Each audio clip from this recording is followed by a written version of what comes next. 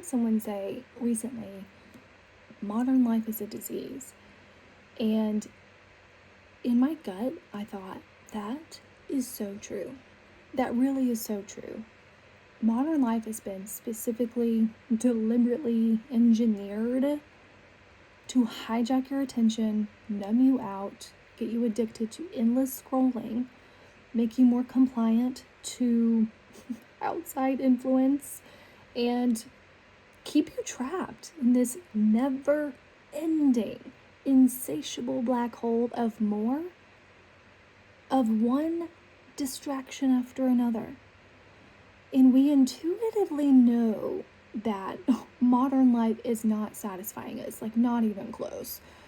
And yet we somehow stay on this merry-go-round of more that is spinning way too fast to even get off, or so we think. Well, I'm getting off. I am not staying on this merry-go-round anymore. But what the heck does that even mean? Well, I am figuring that out. And I want to share some things that I'm doing, I want to get back into doing, that I've done before and want to start again, to get my life back, to get my attention back. Because I genuinely believe that the health of our souls and our minds and our society as a whole really depends on it. Quick disclaimer though, I am not moving off grid. I'm not going to be living off solar panels and well water and raising chickens, even though if that is your thing, go for it. I fully support it.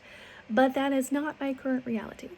And, if that was the only way to get your attention back in our society, that really does not bode well for the rest of us and those who either can't move off grid or just don't want to move off grid. We are so fried by just the hamster wheel of modern life that we're seeking relief out wherever we can find it.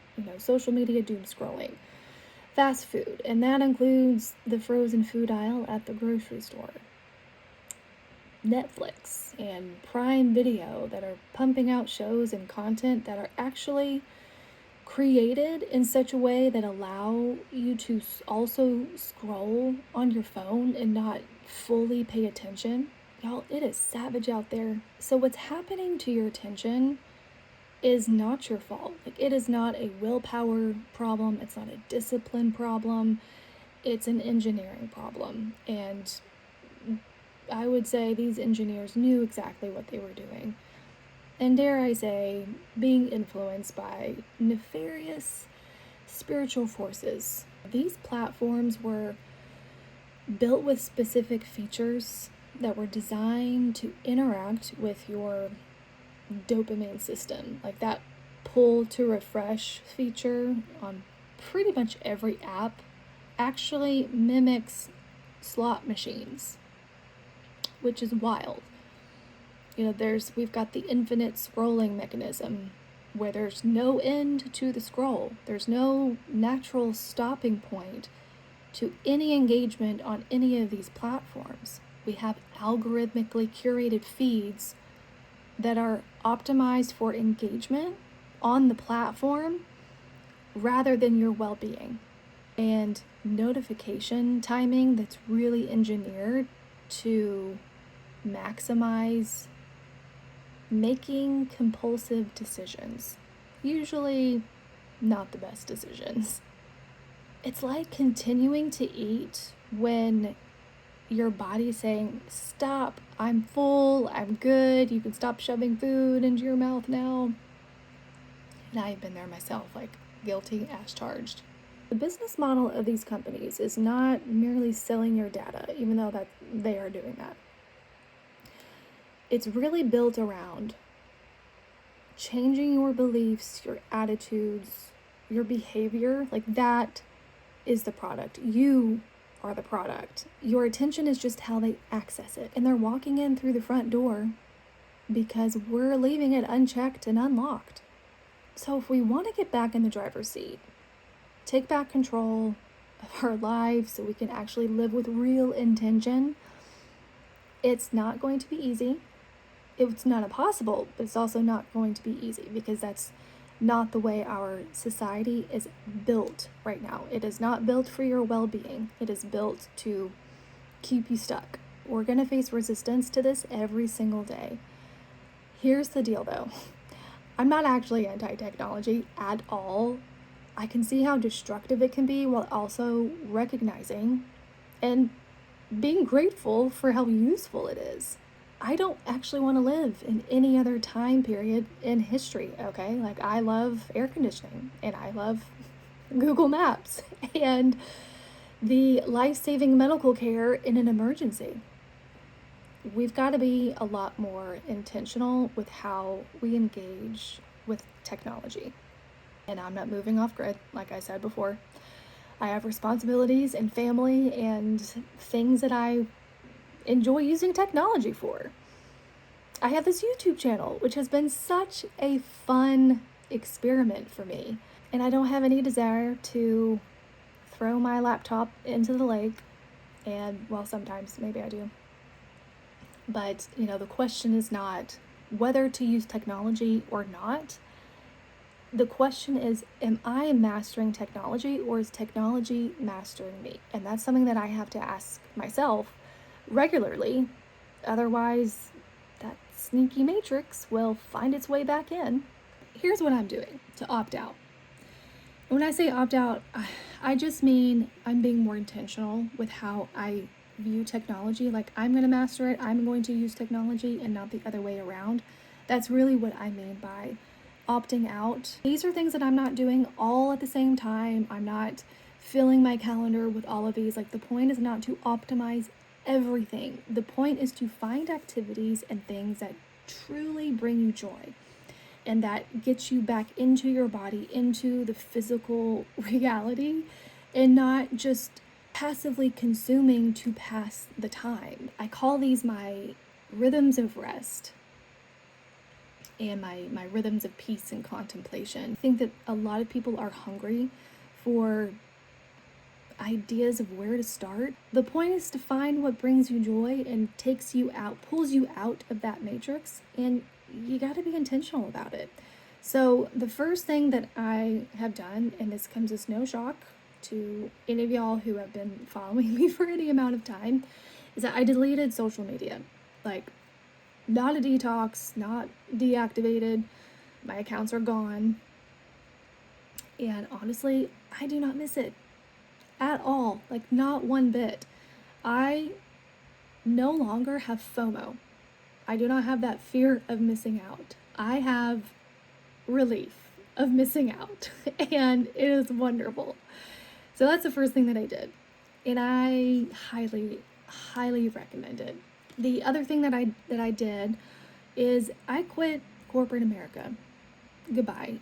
And I have been freelancing as a copywriter and as a content writer for many years now, and I do some other things too, but oh my gosh, you cannot pay me enough money to go back into a 9-to-5, especially at an office. Like, that is not my environment whatsoever.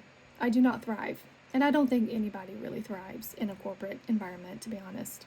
The other thing is that I'm really getting back into listening to vinyl records, which has been fun. And, there's something about listening to a record that has that slightly scratchy sound, kind of nostalgic in a way, and I don't listen to vinyl all the time. I'm not trying to paint a picture of like this idyllic life at all. It's just about what are ways that I can just bring myself back to earth and not live in the cloud. The other thing is reading classic literature. Again, not a shocker if you've been watching this channel for any length of time. We like to talk about classic books. The language and the way of writing in these classic books is obviously so different to our modern day mass market commercially driven book industry, and it really forces your mind to pay attention and to really think about what it is that you're reading, what's happening in a scene. And I love to annotate my books. I love to write notes in the margins and put sticky tabs on them. Another thing that I'm doing is starting an herb garden, and that has been so fun. So I planted a whole bunch of herbs. I'm wanting to try my hand at growing medicinal herbs. So I put together my own raised bed and I planted them from seeds a few weeks ago, and it has been so satisfying watching these seeds sprout. And I'm telling you, it has been way more satisfying than any kind of social media feed. So that has been really fun. And there's just been something about getting your hands in the dirt, like feeling the soil between your hands, that just connects you to the earth as well. So doing herbs, trying my hand at vegetable gardening, and I'm starting slow with that, with containers and not, trying to go ham, even though I'm getting so excited about growing herbs and vegetables, but I'm going to start slow with just a few things. And then if that goes well, then I'll add more next year. So those are some other things. And then the obvious of journaling, just journaling in a physical notebook by hand. There's so many benefits to just getting all of the thoughts in your head on paper. Truly, it's like the best kind of release. I'm loving making coffee in the morning with a French press. I have a whole ritual for it. I intentionally don't rush through it because I don't want to, and I enjoy the whole process of it. Same with making things from scratch, like sourdough and yogurt and fermented foods. Also, flower arranging. If you've never done that, take a local class or a course or watch a YouTube video. Make a really beautiful arrangement. I've also gotten into writing out the Bible by hand. I'm starting in the New Testament, and that's just going to take a while. I have no end date. I have no timeline of when I want to get through everything. That's not the point. The point is not to get through it just to say that I did it. The point is the process. I've also taken painting classes, in person and online classes, and just having fun with paint. I have no intention of trying to become Leonardo da Vinci or Monet or Manet or Morisot or any of these other painters. The point is just to engage and be present and to have fun and enjoy the process. Some other things that I'm really being more intentional about is just my spiritual life and engaging more with morning prayers and evening prayers, and just memorizing long passages of scripture. And really, memorizing anything is so good for your brain. It's so good for just the health of your brain and your mind. Other ways that I'm opting out of the modern rat race is writing more poetry, writing more essays, maybe even writing a book.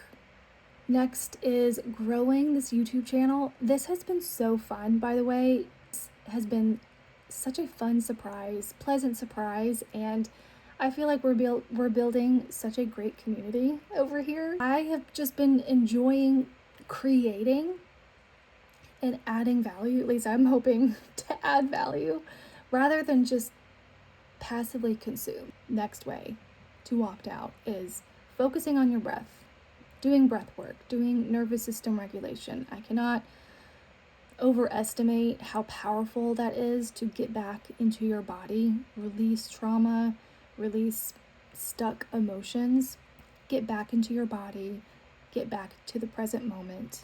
It really will change your life. Another thing that you can do to get out of this modern rat race is getting plugged into a local church, getting more involved, surrounding yourself with like-minded people who share your belief systems, your faith, your values. And for me, that has been so critical, and really it's where I meet my dearest friends, is in a place where we are worshiping God and we are sitting under the same authority, and just also plugging into community outreach events, and that has truly been so life-giving.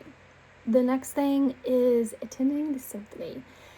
I know not every city has a symphony, but I'm so grateful that mine does. And there's just something about listening to exquisite art that is created by human brilliance that really is like a transcendent experience for me. I love classical music, and there's something about experiencing that with hundreds or thousands of other people, that enhances the experience as well. Another thing that I have been finding so fun is antiquing and book collecting. And if you followed me for any length of time, we talk about books, and I talk about my vintage book hauls quite often. And listen, I may not read those books right away, but you better believe I am scooping them up if it's a great price and if it's a really well cared for edition. It's coming home with me. Other things that I love to do, especially in the warmer seasons, are things like hiking, paddleboarding, rock climbing, just being outside. I'm a huge outdoorsy person, and so any excuse to get outside, get out in the woods, get on the water.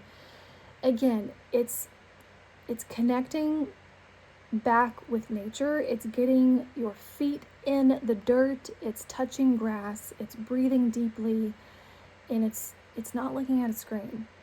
And there are so many health benefits to getting out in nature. And it really is the ultimate antidepressant, is getting outside. Another way to opt out of modern life is walking and moving slower. Like, we've got to stop walking so fast. Like, everything is urgent. Like, we're in such a hurry all the time. Not everything has got to be done immediately. So removing urgency from our lives as much as humanly possible will go a long way. The next thing that I do, or at least I'm trying to do, and remember, I'm not perfect at all of these, any of these. They're just things that I reach for when I want to be more present. And it does require a lot of intention, and I experience resistance pretty much every single time. But another thing that I'm being more intentional with is not reaching for my phone when I'm bored. To check emails, and I don't have social media, so it's not like I'm scrolling, but I've got email and, the news. I've got YouTube on my phone as well. And, boredom is not a problem to be solved. Like, we've got to have downtime, like mental downtime. We've got to have room for God to speak to us, and really boredom and just having space where we're not trying to fill it with something, with distraction.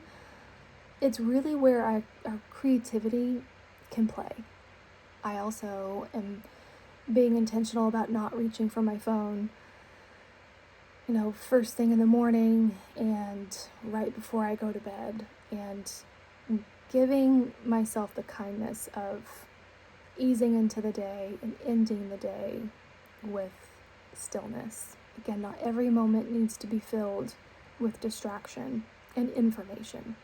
A couple other things, reading in a hammock. I just got a new hammock from a local outfitter store, and they have them on Amazon too, so highly recommend one. If you can put one up in your backyard, man, there's just something about getting in a hammock, reading a book, more like reading a few pages, and then being rocked to sleep for an afternoon snooze, especially when it's warm outside. It's so delightful. And you're getting outside, you're in nature, so it's kind of, three birds with one stone. Hammock, being outside, breathing deeply in nature, reading. Also, I'm wanting to be more intentional about my note taking and really creating a better system so that I'm remembering what I'm reading through these classics, because I'll annotate in the margins and I'll underline things and sticky tab things, but I'm reading so many great books that I want to be able to have a system where I can go back and look at my notes kind of in one place. So I'm tinkering with that, and some of that might be using technology for that, but writing it down physically first. So for me, all of this is not about burying my head in the sand or pretending that I live in a different era of history. I really see these kinds of activities as, these physical activities as a returning to reality, returning to the physical world. this world that God created and said was good. Opting out of this matrix is not a trend. It is a necessity, especially if I want to keep all parts of me, my spirit, soul, and body, my heart, mind, will, emotions intact. This is not a productivity hack. This is not trend hacking. I'm not doing this to optimize my outputs. I'm not doing this to have something to create content about. The majority of all of these things that I've shared, I've been doing for years. And some I have let go to the wayside, and I'm picking back up with more intention. I am doing this because I'm a follower of Jesus, and I believe that we were not made for this pace of just everything being urgent, this pace of life that refuses to let you off that merry-go-round of more without leaving you bruised and bloodied. We were made for presence, for depth, for communing with God and with others. We're invited to find refuge in God, not in the systems of this world that clearly are really not doing anybody any good. The relief that we're seeking in social media, doom scrolling, and everything else, it's not producing the outcomes that we're seeking them for. You're not a machine. You're not here to produce and then die. We have to make room, we have to make space for God to speak. And He's not going to yell above the noise that we continue to surround ourselves in.